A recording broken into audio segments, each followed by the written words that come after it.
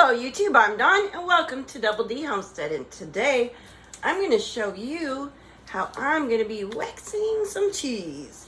And with that being said, come on in here and I'll show you how I'm going to do this.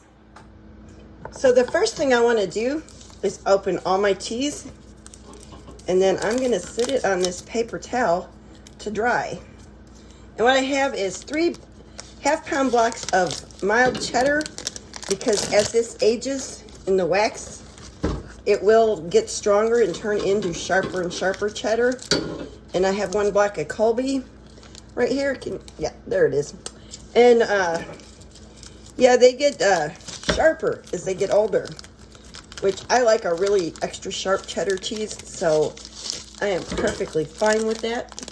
So I'm going to open these up and I'm going to let them sit out for a couple hours before I do anything else. And when that's done, I'll show you what's next. Alrighty, it's been a little bit.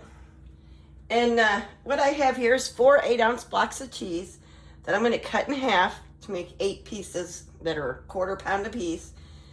And I'm going to grate up about 1/3 of this 1 pound cheese wax.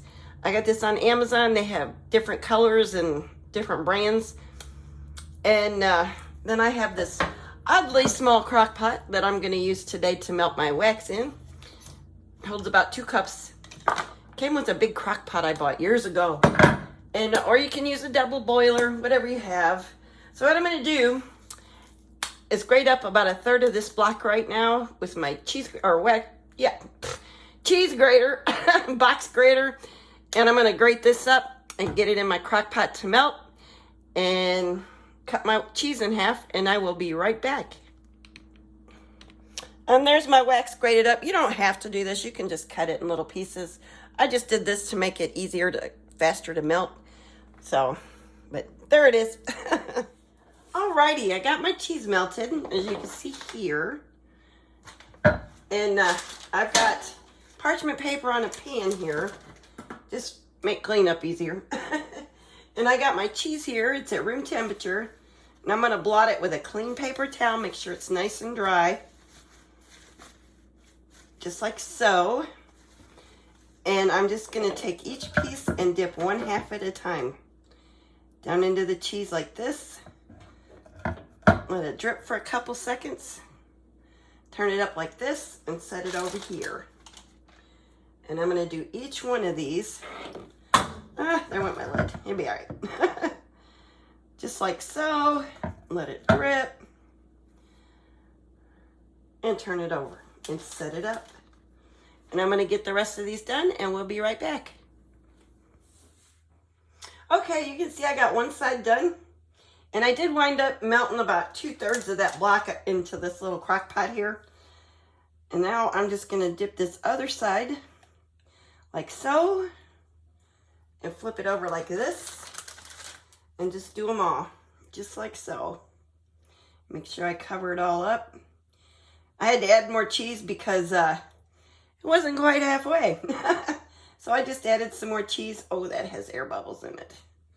And shake them out. There we go. Alright, I'll do the rest and be right back. And my last one.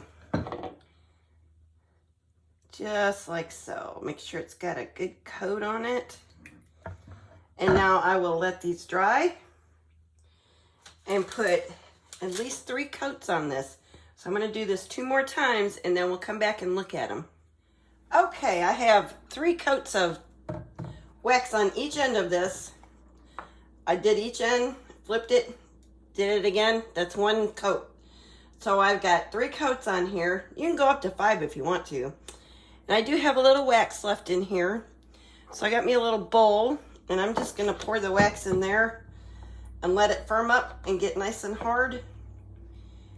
And when it does, I'll pop it out and wrap it up and put it with, this is what I had left out of that pound block.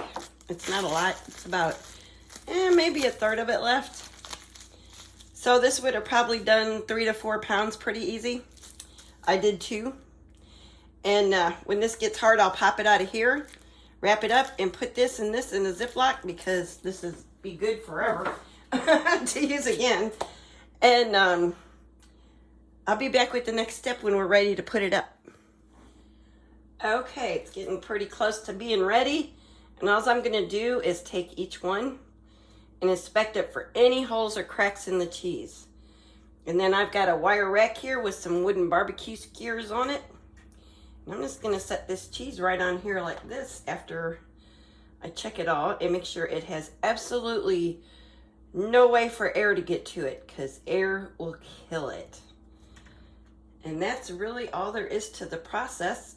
And the research I did says this cheese should last, it can last all the way up to 25 years or more. That's exactly how it said it.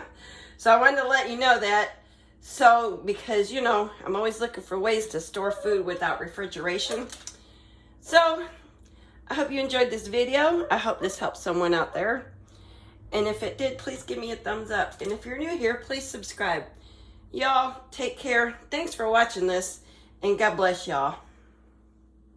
Just one quick tip real quick when you're dipping this. When you pick it up after it's coated, don't squeeze. Be gentle.